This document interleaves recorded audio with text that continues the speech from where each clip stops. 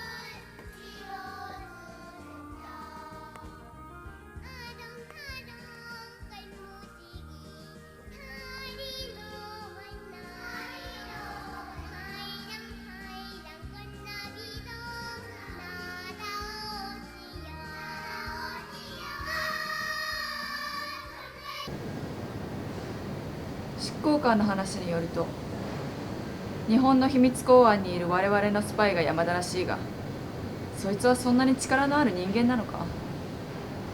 私が潜入したところで単に奴らに捕まってしまうだけではないのか？そのあたりは大丈夫だ。山田浩二は公安の中でも最も実力のある人間だ。しかも彼らからの信頼も厚い。今までは敵もまさかあの男が我々の二重スパイだったとは思ってもみなかった。つまりお前が組織に入るのも情報を得るのも常に山田の指示に従えばいい。だから執行官もお前なら十分いけると確信しているわけだ。私が生きて帰れる手立ては考えているのか？大丈夫だ。山田が健在である限りお前は必ず救われる。奴の力によってお前の処遇などどうにでもなる。これからお前が日本でやることを具体的に指示する。まず日本に密航したら佐伯という女が待っている。その女は単なる使いっ走りに過ぎんが余計なことはしない女だ。単純にその女の指示に従え。そのうち潜伏していれば公安の方から必ずお前にコンタクトがある。ただそれはお前を捕まえるという意味だ。いいか。日本の公安にあらかじめ捕まることを予定していたとは絶対に思わせるな。できるだけ激しく抵抗しろ。奴らの追撃をかわしてできるだけ逃げるんだ。捕まることを目的だとは絶対に思わせるな。捕まっても山田浩二を知っていることは絶対に認めるな。私は何をすればいい？奴らの放った二重スパイを突き止めるんだ。最近は日本の秘密公安だけじゃなくどうやら我々の情報も筒抜けなところがある。我々の工作員が理由もなく何人も逮捕されている。誰かうちの情報を流している奴がいる。まずお前の持っている我々の人事情報を小出しに出せ。我々が敵の組織にスパイを送り込んで奴らのスパイを特定しているように思わせるんだ。ただ工作員の本名や地位、駐在地などの具体的情報はなるべく出すな。奴らに確かにそんな動きがあるように思わせるんだ。根も葉もない情報を流して奴らを混乱に陥れろ。そうすれば必ず最後にそのスパイが登場してくるはずだ。そいつを突き止めろ。これは長年我々の人事を精通しているお前でなければ決してできない。そうだろう。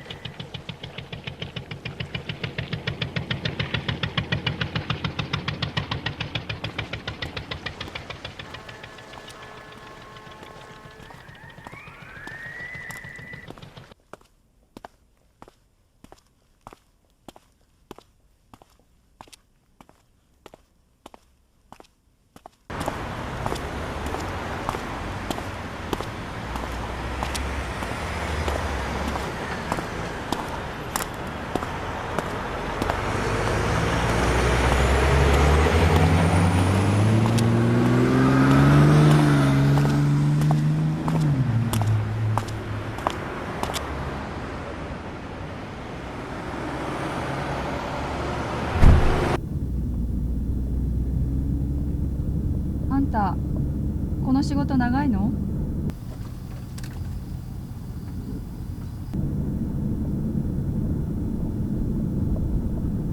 東京に住んでるの？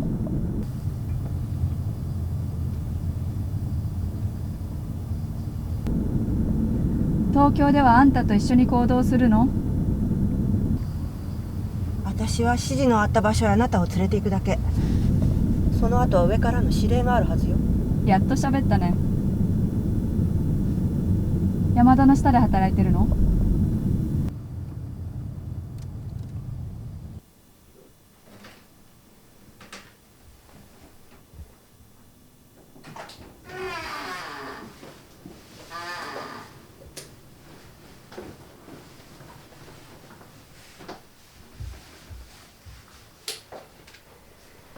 とりあえずここで鳴りを潜めているのよ。いい？誰が来ても返事しちゃダメ。コンタクトがあるまで我慢するのよ。分かった？分かった。あんたの名前は？佐伯陽子。携帯電話の使用は禁止。捕まった時足がつくからね。とりあえず身体検査やらしてもらうね。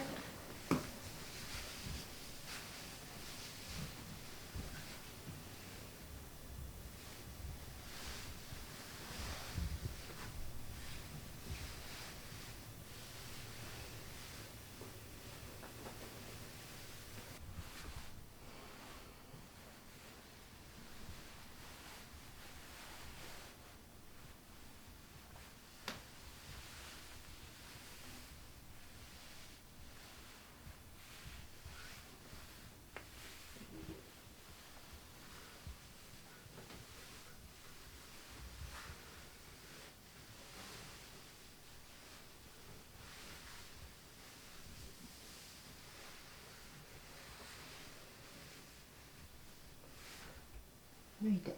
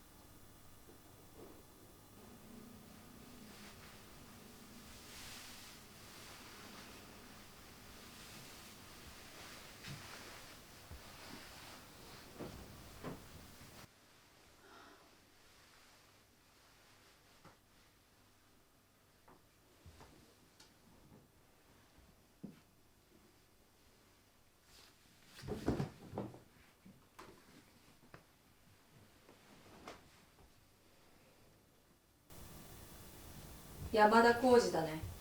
そうだな。私は何を？そう焦るな。あんたを救うためって聞いたけど。お前は生まれは？埼玉。埼玉のどこだ？狭山市。偶然だな。俺は入間市だ。あんたはなんで私が必要なんだい？お前は俺から奴らの気をそらすために送り込まれた。これからお前は奴らに捕まるだろう。まず決してわざと捕まったようには見せるな。あらゆる手を使って逃げ通せ。だがお前は必ず捕まるだろう。そうしたらお前はこの国にいるスパイについての情報をそれとなく流せ。できるだけ日時や場所は具体的な方がいい。過去に起こった具体的な金の動き、人の動きを正確に伝えろ。だが間違っても俺とつながりがあるようには見せるな。俺とのつながりが見破られた瞬間、お前の存在価値はなくなる。すぐに消されるぞ。いいか、俺がスパイだと思わせるように仕向けるんだ。ちょっと待って。あんたをスパイと思わせたらあんたはおしまいだろ。私はあんたを救うためにここへ来たんだろ。あんたがスパイだっていうことがバレたらあんたも私もおしまいだろ。俺がスパイだと奴らに確信を持たせるんだ。だがお前は最後まで俺のことを知っていることは隠す。そうすれば奴らは必ず真相を確かめるためにあらゆる手段を使ってくるだろう。そこが俺たちの狙いだ。その過程で必ず今まで尻尾を出さなかった大物が出てくるはずなんだ。そいつを特定する。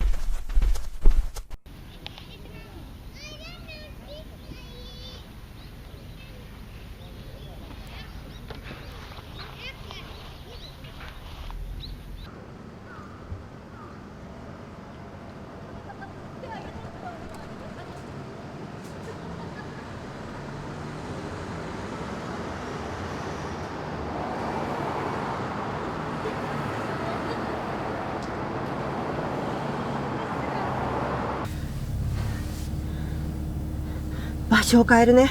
東京？これからどこへ？私は言われたことをやってるだけ。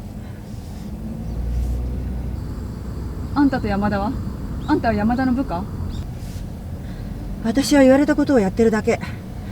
誰の部下でもない。あんたを言われたところへ連れて行くだけ。それ以上は何も知らない。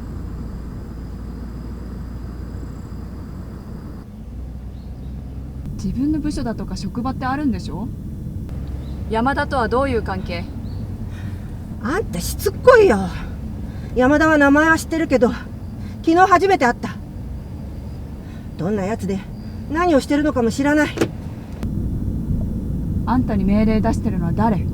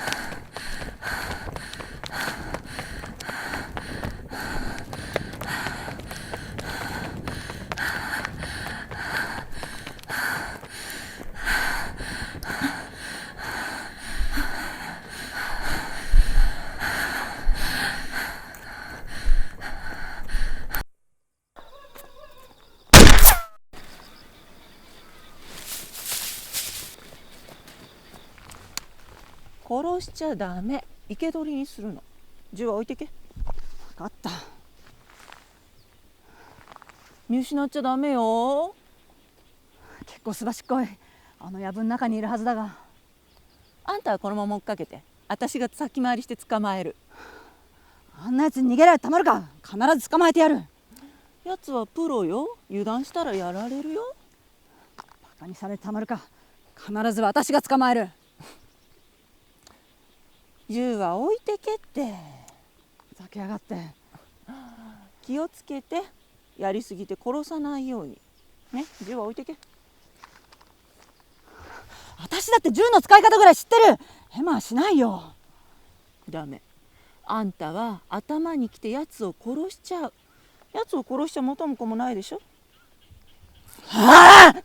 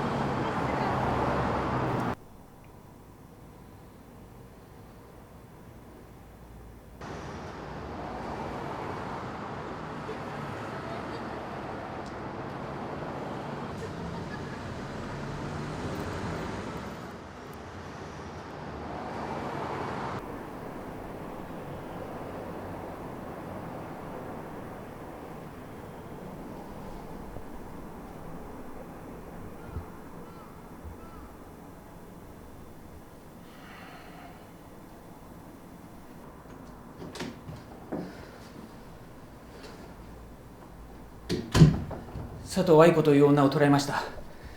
先だって大陸からの密航船で新潟に入ったのを五十嵐ら捜査員を展開してこちらで拘束しています。それでその女は日本へ何をしに来たんだ？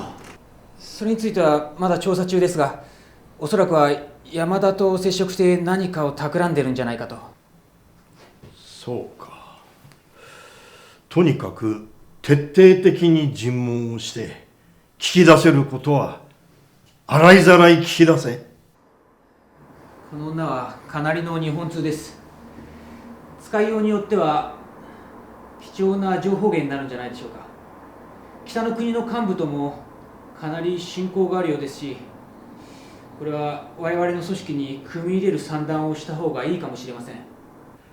だがそれが奴らの狙いかもしれんぞ。こちら側に寝返ったと見せかけて、実はこっちの情報を全て持っていかれるっていうこともあり得るからな。十分に気をつけろ。はい。それに佐藤からの情報だけでは山田を抹殺するに至る十分な決定打となるか微妙ですね。私もそう思う。いいか大場、この際君の持っている国内国外のネットワークを総動員して山田に言い逃れのできないような絶対的証拠を突きつけろ。その佐藤という女が我々の手の内にある今が絶好のチャンスだ。というと北の国のもですか？もちろんだ。そうでなければ奴の息の根を止めることはできない。北の国の我々の使者というと私だけが調達できるいわば奥の手ですが、彼らも呼び寄せろと。当たり前だ。この際例外はなしだ。国内外全部だぞ。わかりました。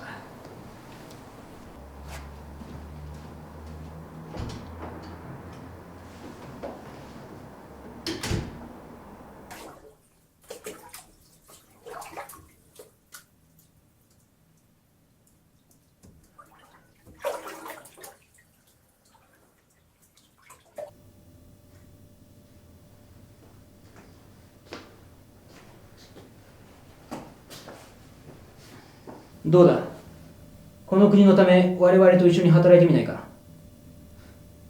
あんな国にこき使われるより日本の方がずっといい。待遇だけじゃない、この国には自由がある。あんたらと一緒に働く気はないね。まあいいさ、一緒に働かなくたっていい。お前さんが知っている情報を洗いざらい教えてくれたらそれでいい。教えたらあの世か。そのつもりだったら今頃あんたはとっくにあの世だよ。実はな、我々の組織の内部にお前さんとこの国のスパイが潜り込んでいる。それは間違いないんだが、問題は誰かだ。目星はついてる。ただ確証が欲しい。お前さんがこの国に送り込まれてきたのはその誰かと接触するためじゃないのか？違う。ようやく話す気になったな。約束しよう。協力してくれればお前さんは解放する。なんなら仕事を世話してやったっていい。これまでの職に戻りたければ復帰したって構わない。願わくば我々と一緒に。まあそれはいい。これから先は部下が話を聞くことになるだろう。まあゆっくり休め。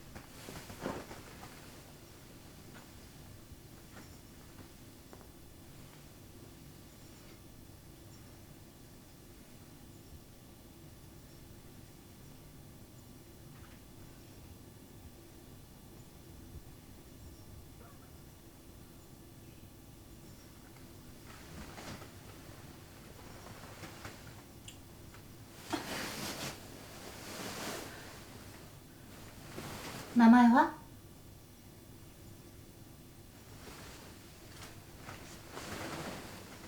名前は？佐藤愛子。生まれはいつどこで？昭和59年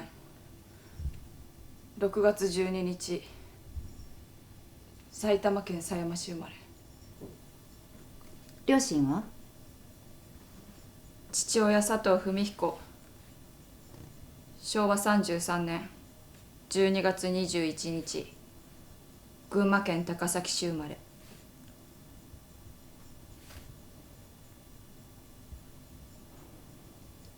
母親は？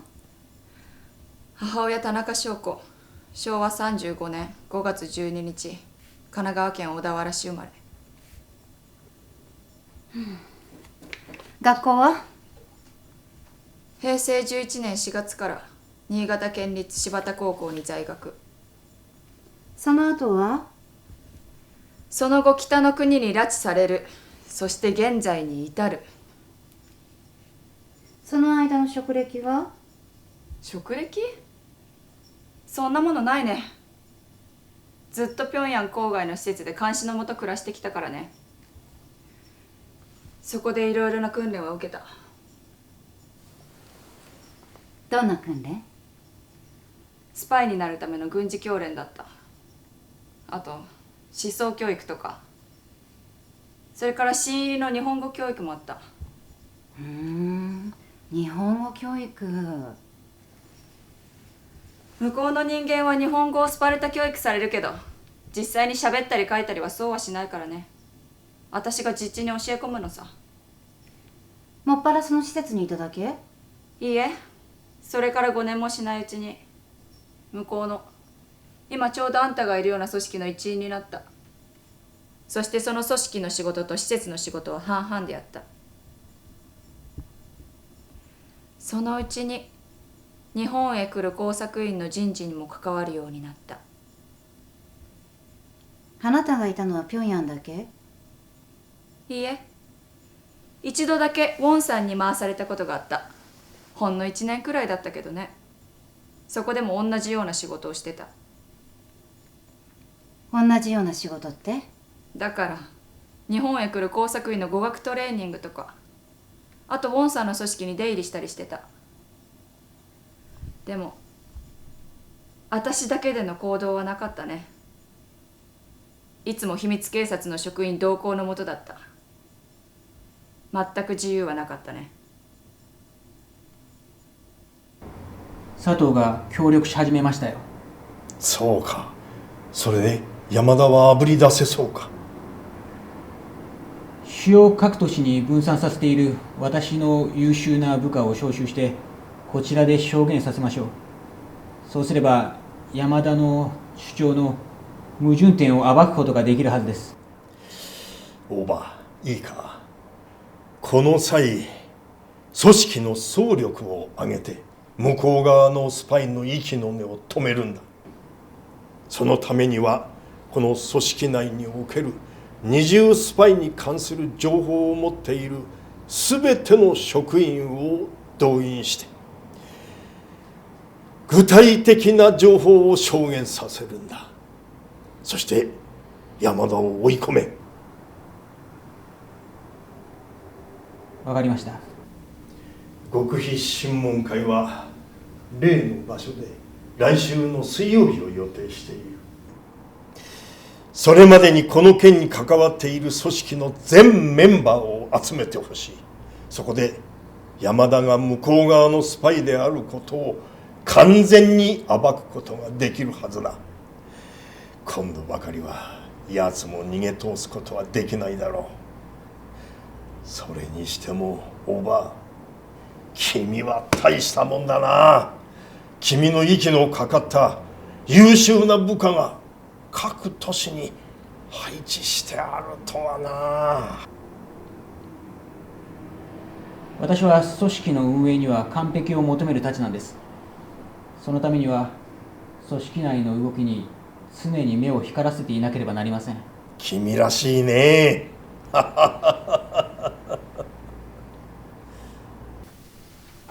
実は私はあんたとは逆に北から逃げてきた。この国に馴染もうと思ったけどどうしてもダメ。でもなんでまた日本の秘密公安なんかで働く気になったんだ？それはちょっとあんたに似ている。向こうのことよく知ってるからって半ば無理やりにね。でも確かに向こうのことよく知ってたから重宝がられた。だからこうしていられる。でもやっぱりここには属していない。みんなとも打ち解けない。何年いても同じ。こっちの人間になりきってるように見えるけど。あなたの向こうでの生活手に取るようにわかるんだよ。だからあんたの言ってること嘘じゃないってね。知らないふりしてたけど実はよくわかってるんだな。向こうは嫌だったのね。もういいや、私はね。でも家族はまだ向こうにいる。私がこっちでこんな仕事してるからきっと粛清されてるかもしれない。私は一度どうしても戻らなきゃいけないと思ってる。命ないよ。多分ね。でもそれでもいい。いくらひどい目にあってもやはり私の生まれた故郷どうしてももう一度戻りたい。ねえあなた、もしあなたが生き残ったら、そして私も生きてたら、お願いだから私を北の国へ連れてって。ね、お願いね。なんで北の国なんか行きたがる？何にもいいことないよ。私はそれでも帰る。あんた変わってるね。みんなあの国を出たがってる。逃げたがってる。わざわざそんなところに行きたいなんて。自由も何もないよ。分かってんでしょ。自由もまともな生活もいらない。私は私を取り戻したい。私が一番大切だった思い出を取り戻したい。それができればどんなに辛い目にあったって私は耐えられる。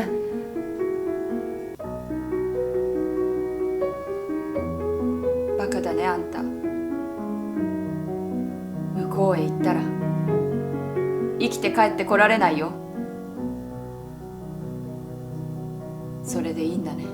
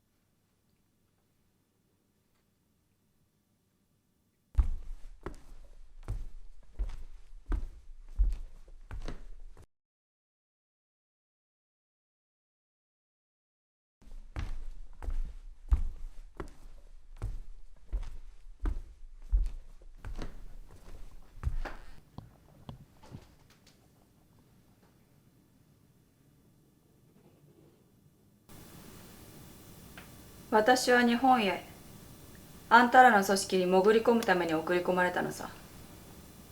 そこで山田と接触する手はずだったのか？山田？それ誰だ？知らないのか？知らない名だ。それじゃ一体誰と会うつもりだったんだ？日本へ入国してしばらくしたら、その役割の誰かが私に接触するはずだった。その前にあんたらに捕まったってわけ。その役割の誰かだ？そんなバカな話があるか？どこの誰とも知れない奴が近づいてきて、お前さんそんな奴の話を素直に聞くっていうのか？こっちのやり方はあんたらより用心深い。万一捕まった時、余計なことを知らなければ拷問で口を割ることもない。なるべく余計なことは知らせないのさ。で、そいつはお前の国からのスパイか、それとも日本で雇われたやつか？それもわからない。でも連絡をまず手はずだった。お前さんは我々の組織の中にお前さんのとこのスパイがいるってことを知っていたのか？何も知らないって言ってるだろう。そいつはおかしいな。お前さんが本気で我々の組織に潜入するつもりで送り込まれたんだとしたら、内部に手引きする奴がいなければ到底話にならない。それが私に会うはずの人物だろ。それが組織の内部のやつだとは思わないのか？それはわからない。だけど私はもともとこの国で生まれ育ったから、この国のことはよくわかってる。だから何かほんのちょっとでもきっかけがあれば、あんたらの組織に潜り込む自信はあった。だけどあんたが言うように、あんたらの組織に詳しい人間なのかもしれないね。で、潜り込んだ後はどうするつもりだったんだ？内部情報の入手。別に極秘情報である必要はない。組織内の人の動き、金の動き、人の交流、活動内容なんか何でも得られる情報を得るつもりだった。人の動きや活動内容なんてちょっとやそっと入り込んだ職員なんかに分かるわけがない。一体どうやって入手するつもりだったんだ？私はもともと日本人だ。この国のことはよく分かってる。本国からの命令も別に期限があるものではなかった。時間をかけてゆっくり探ろうと思ってた。あんたが思ってるより手段はいろいろあるよ。色仕掛けか？まあいい。話を聞けば聞くほどその手引きをするやつは山田以外にはありえないと思えてくる。いや実際他には考えられない。お前さんまだ嘘をついてるな。山田を知らないだ？あんたもくどいね。私は山田っていう人間は知らないし、初めて聞いた名前だね。今のところはそれでいいさ。どうだ？ちょっと出ないか？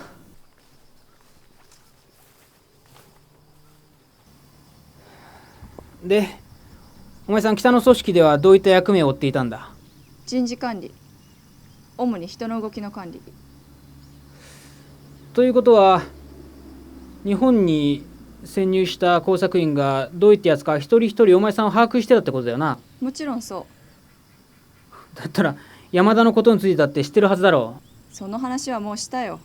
私が知っている限り山田という工作員は日本にはいない。それ名前くらい書いてたんじゃないのか？ありえない。日本の公安内部に北の人間がいることも知らないし、私が知らないということ自体ありえない。具体的にはどういう仕事だったんだ？人が動くたびにその人間の必要経費を調達したり、必要な手配をしたり。つまりどの工作員がどの都市に移動したらとか、そういった情報がお前さんのところに逐一入ってきたってことだよな。ええ。だけど言っておくけど具体的な名前は知らない。私が知っているのは、例えばウラジオに一人の工作員が北京から行くので飛行機の手配だとか必要経費の振り込みとか。でも決して具体的氏名は公表されなかった。で、それは誰なら知ってるんだ？それは執行官直属の部下なら知ってる。私はその部下の命令で単に事務仕事をしているだけ。じゃあこういう質問はどうだ？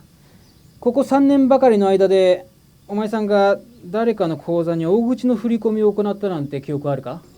あるよ。去年ウラジオ、その前北京、その前上海。これまた随分と具体的だな。金額が半端じゃなかったからね。1回に1500万円。こんな大金振り込むことめったにないからね。それは誰の口座から誰の口座に当てて振り込んだんだ？それは執行官直属の口座から確か大平邦夫名義だった。金額が金額だから相手の名前も鮮明に覚えてる。その大平邦夫ってのは一体何者なんだ？そんなの私が知るわけない。そりゃおかしいだろう。そんなどこの生まれの人も知らないようなやつに振り込んでおいて、お前さんが不審に思わないなんてことはない。なんでそんな必要があるの？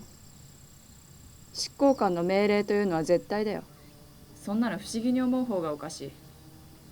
もし何か聞いてたら、その時点で私はこの仕事から外されるね。振り込みの時期は？秋だね。10月。どれも10月1日付だった。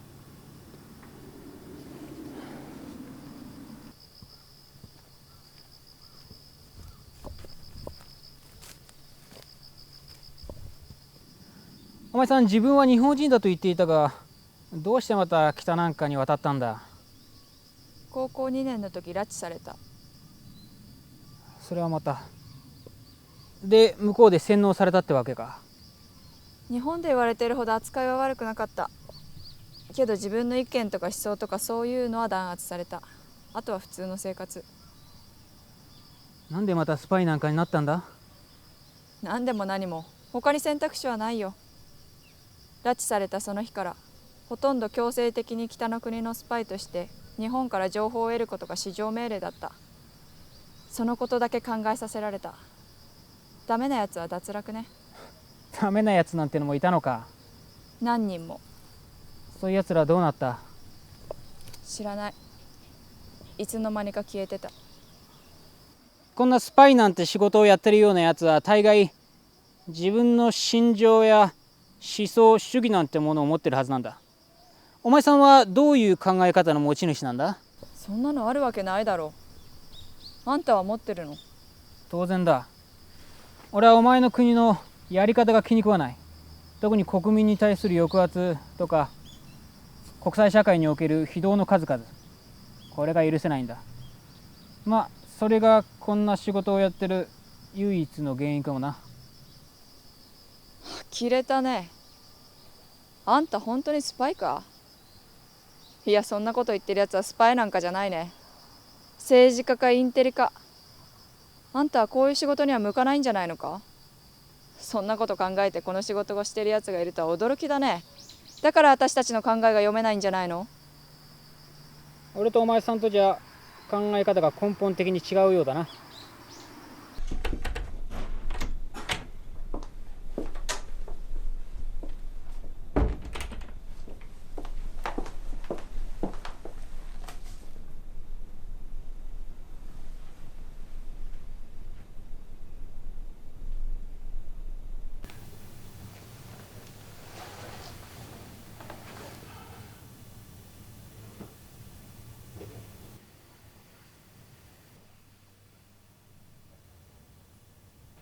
まずこの組織の置かれている立場を明確にしておきます。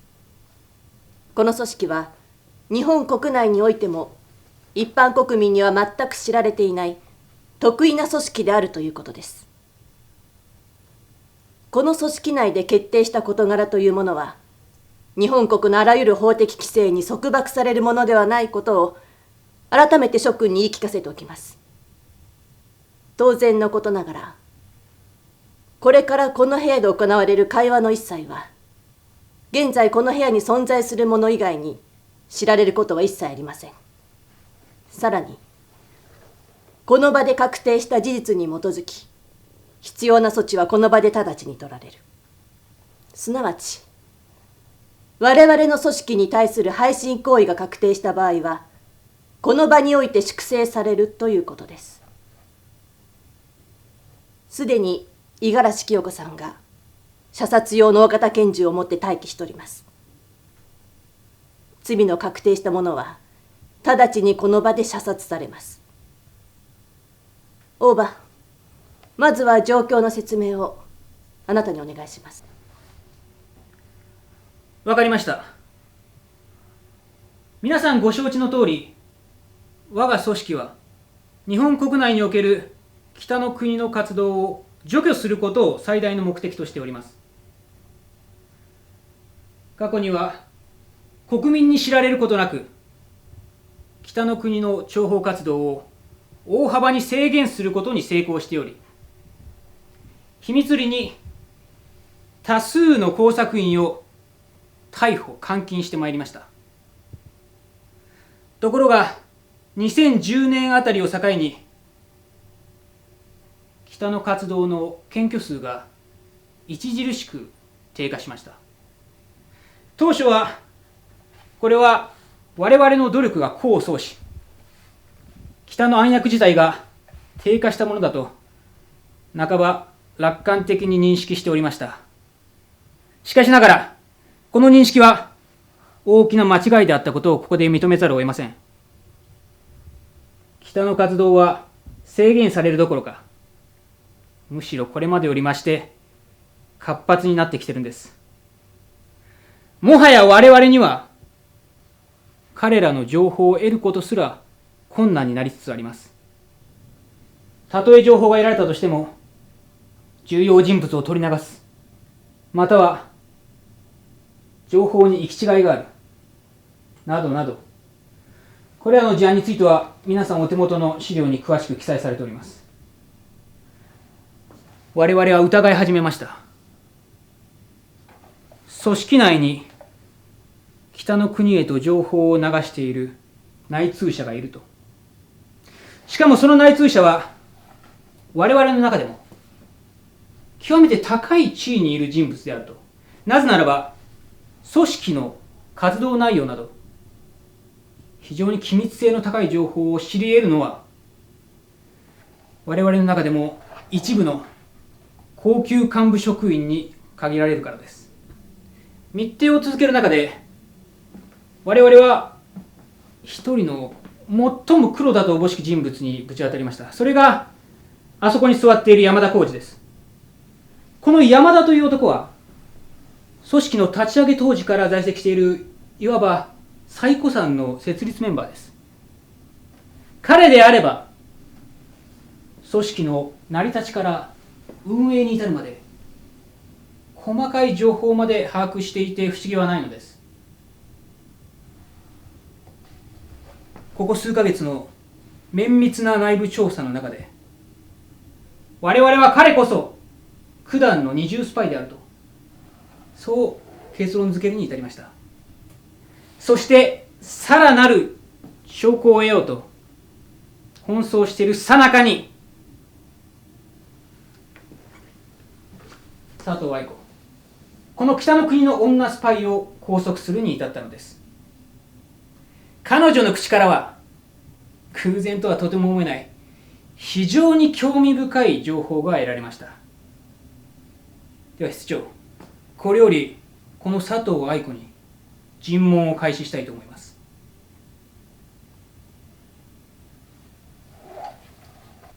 なあ佐藤、お前は日本に送り込まれ、そしてこの組織で一体何をするつもりだったんだ？あんたらの組織に潜り込み、必要な情報を入手しようとしていた。必要な情報とは具体的に？人の動き、金の動き、さらには組織全体の動きとか。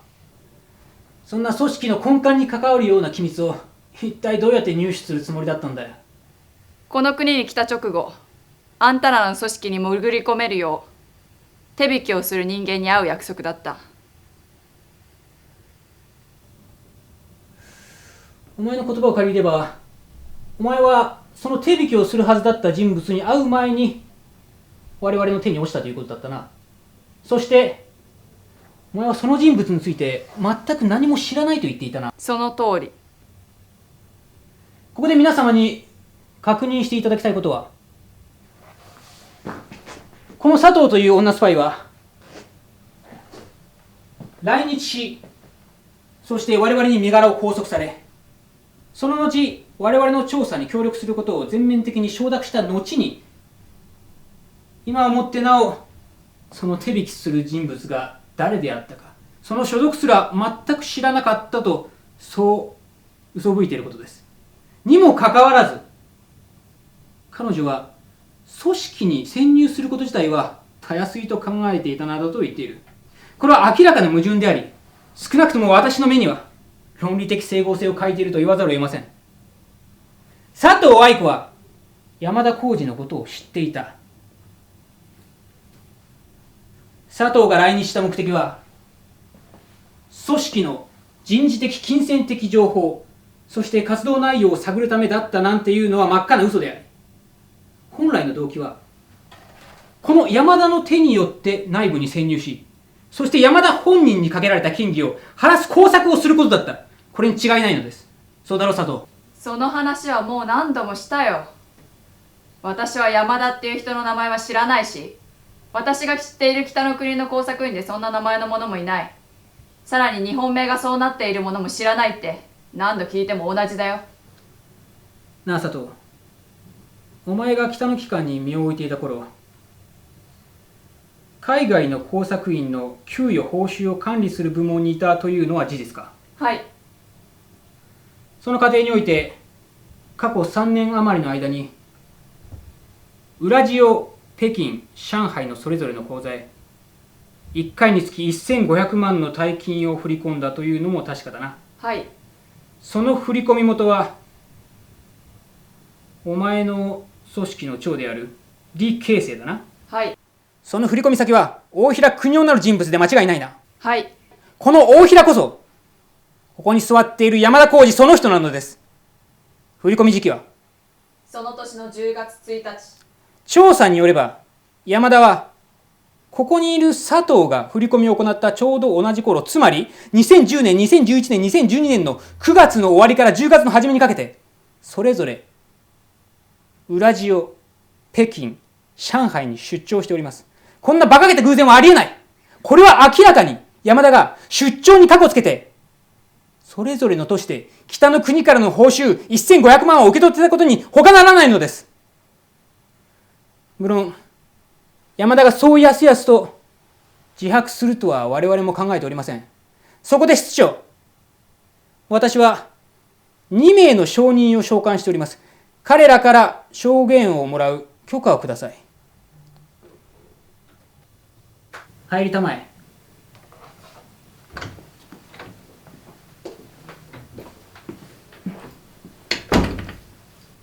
ウラジオの立花、上海の上岡だ。山田、これからこの2人の主要メンバーにお前の証言の信憑性について確かめてもらおうじゃないか。かねてよりこの2人にはお前の挙動を逐一観察するように指示してあったんだ。ではまず2010年9月27日、お前はウラジオへと1週間の出張に出かけているのは覚えているか？覚えている。当時の報告書によれば、この出張の目的は現地の駐在員との連絡調整とあるな。これは確かか？その通りだ。では立花さん、あなたはこの当時どこにいたか覚えていらっしゃいますか？ウラジオの現地事務所です。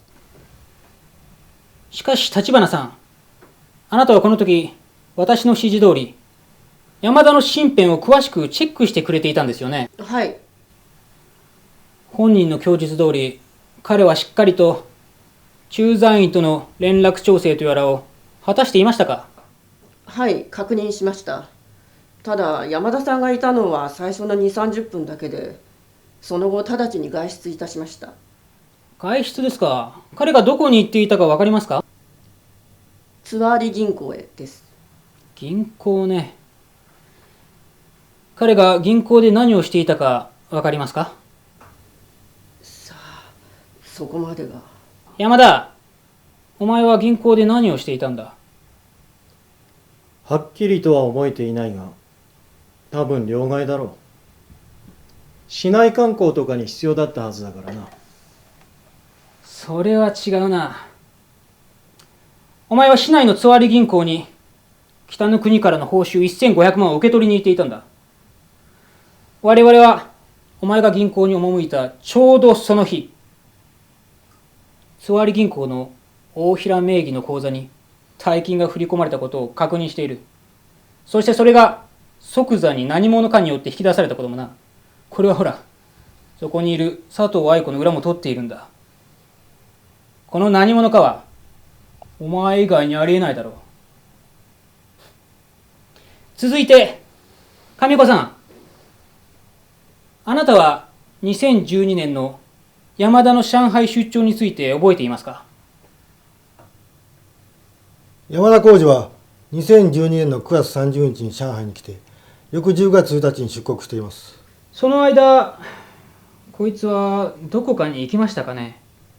山田浩二は上海商業銀行に1回立ち寄っただけです。それ以外は？山田さんはそれ以外の場所へは行っていません。上岡さん、あなたは山田がこの日、上海商業銀行以外どこにも出かけていないことを確かめてるんですね。はい。私はあなたの指令であの日、一日山田さんをつけていました。ですから朝から晩まで四六時中山田さんの動きを監視していましたが、銀行以外では行っていません。では山田が銀行に入った時と銀行から出てきた時で荷物に何か変わりはありましたか？いや、それはありませんでした。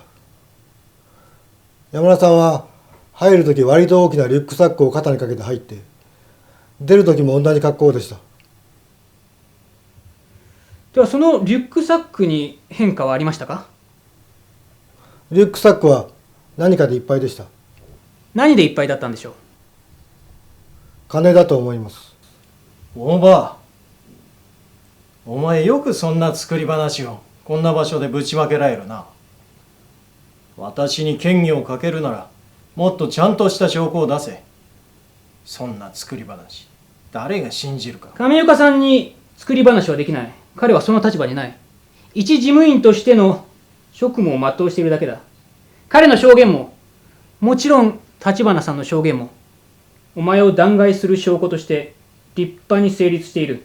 お前が今まで提出した証拠や証言はすべて状況証拠や推測の域を出ていない。佐藤愛子、もう一度聞くが、お前は山田浩二を知っているな。何度言ったらわかるの？知りません。来日の目的は？この組織に入り込み情報を得ることです。情報をどうやって手に入れるつもりだった？入国次第仲間が手引きするはずだった。これで最後だが、その仲間とは？私こそこれで最後だけど、その人に会う前にあんたらに捕まった。それはおかしいな。どこの誰とも知れないような人物を信じて待つなんてことは現実的にはありえない。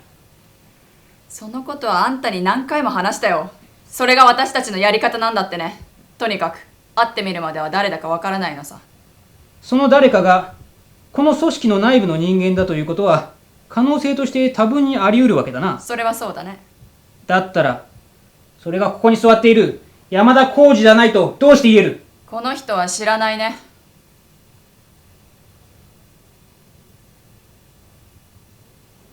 山田浩二、あなたは今大場博の言っているあなたについての疑惑をすべて否認しますか？全く根も葉もないことです。山田浩二はこのように言っていますが、大場さん、あなたはこれ以上山田を追及する手立てをお持ちか？室長、これまでの展開はあらかじめ想定済みです。では最後に、山田が決して言い逃れできない決定的な証人をお連れしましょう。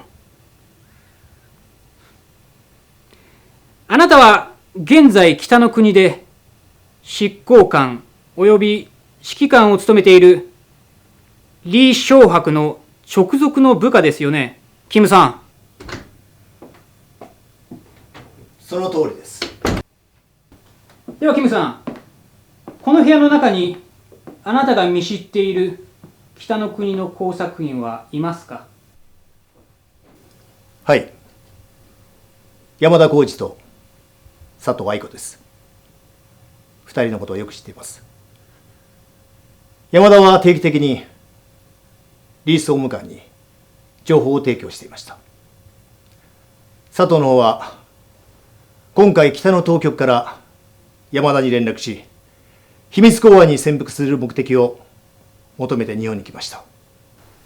まさか指示を出していた大元のあんたが二重スパイだとは誰もわからなかったわけだ。佐藤、お前もバカな女だな。お前がやってたことはこっちは初めからお見通しだったというわけだ。お前の全くの茶番劇に片棒を担いで殺されるってわけだ。お前は気の毒に思うよ。五十嵐さん、直ちに山田と佐藤を射殺しなさい。わかりました。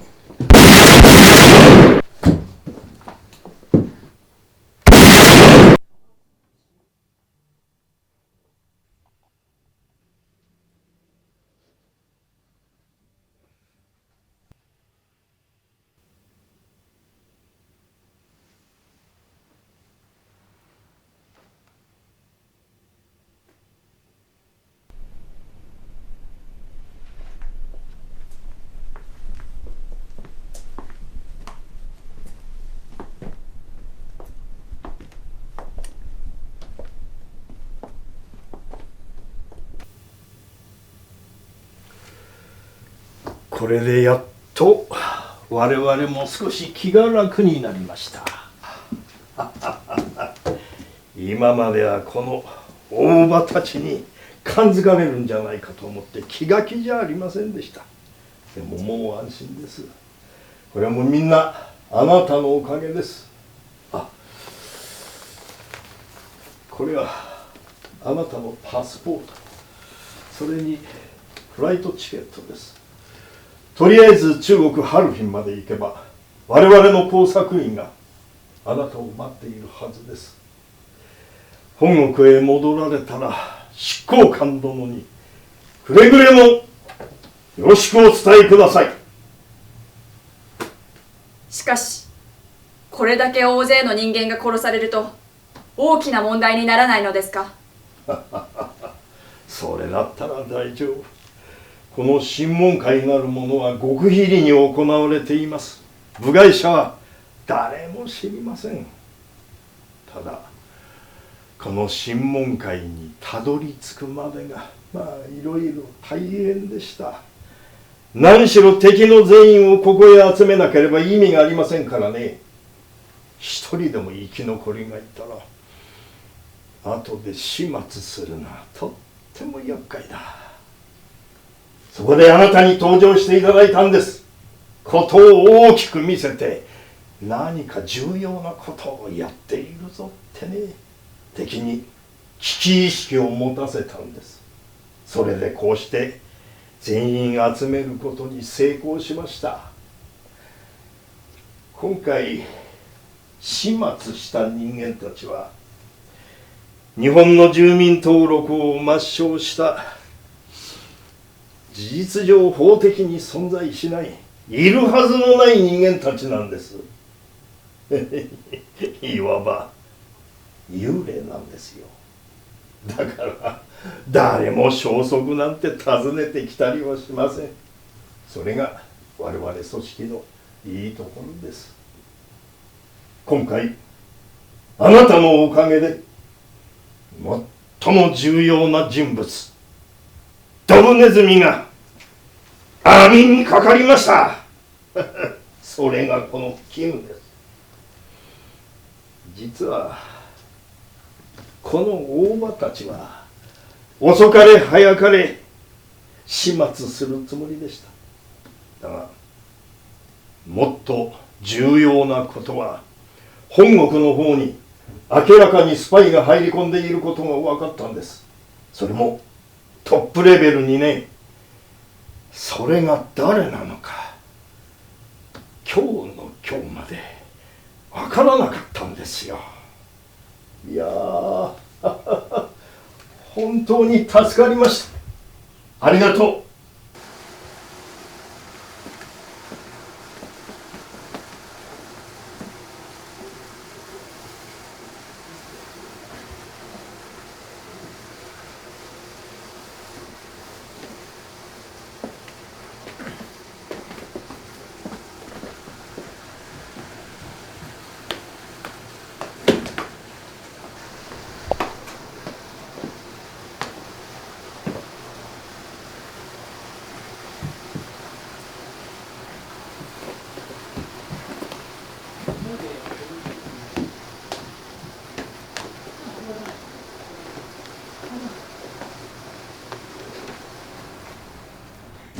佐藤さん、ごめんね、いろいろひどい目に遭わせて。私も殺されるかと思った。ちょっと待って。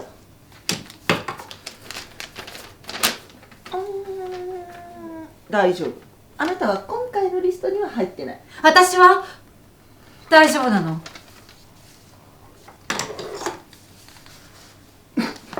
大丈夫よ、あんたも入ってないから。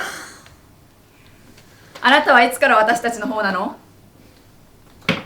私も組織から送られてもう10年ぐらい。ねえねえねえねえ、あなたもさ、ここに残って私と一緒にやらない？あなたのその運動神経と起点とこの美貌、この仕事していくのに必要な全てを兼ね備えてるわ。ねえねえねえ、私と一緒にやりましょうよ。やめとくわ。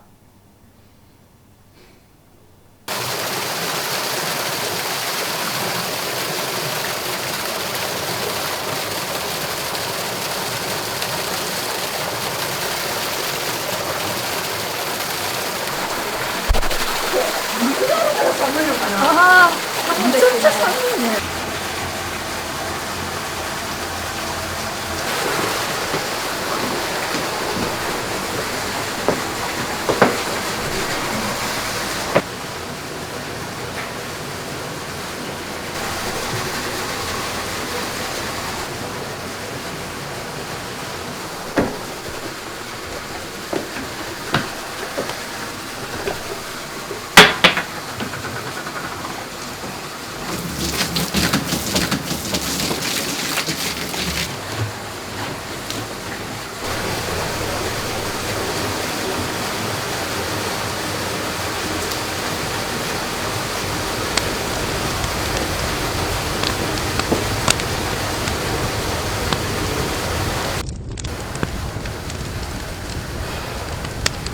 いやーみんなご苦労さん。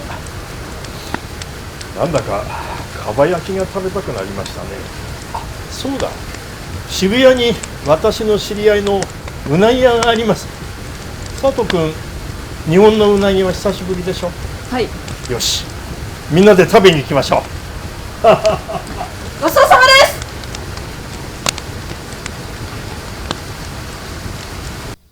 どうなってるの？なんであなたは助かったの？なんで私も大丈夫なの？こんなことしてあの人たちどうするつもりなの？私にはまだわからないわ。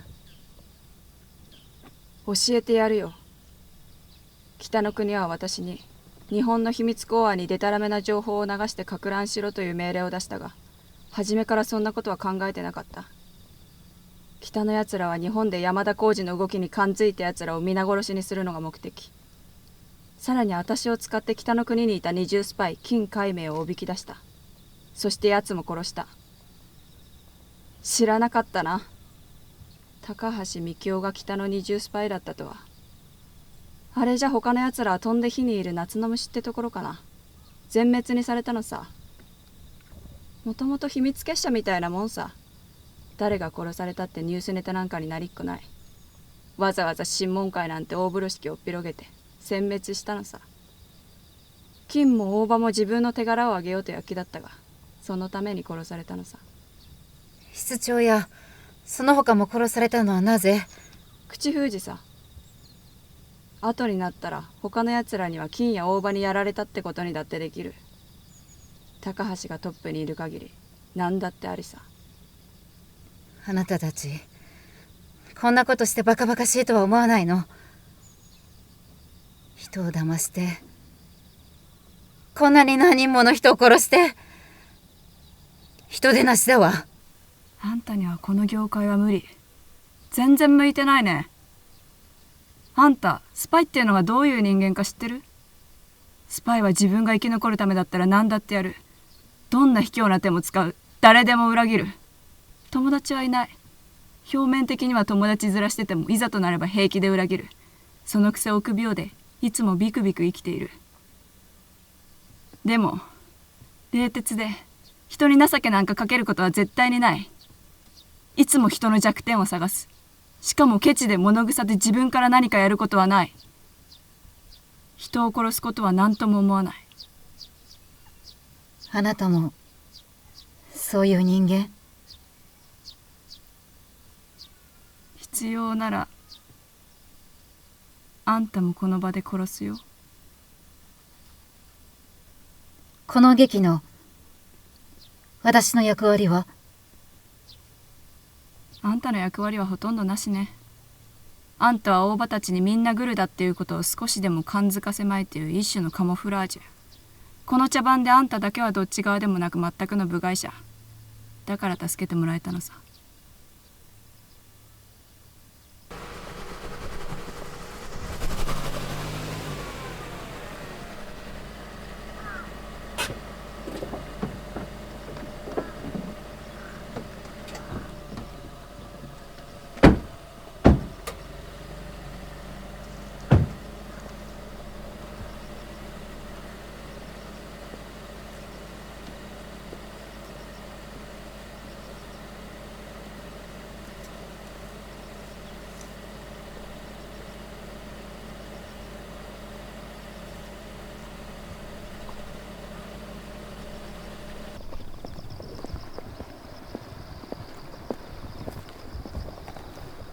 ここを降りて、あの橋を渡れば丹東の東に出るわ。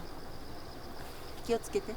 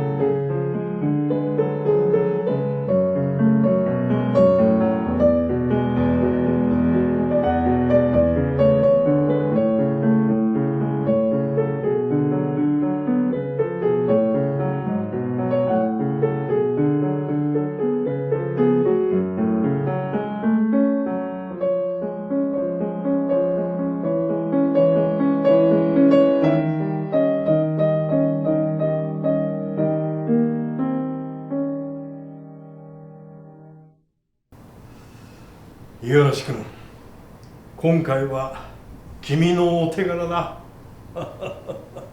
本国の方でも君の評価は上がってるよ。ありがとう。ありがとうございます。では私はこれで失礼いたします。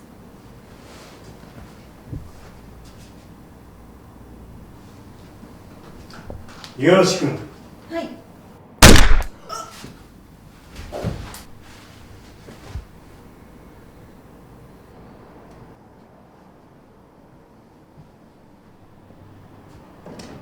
鮎川君。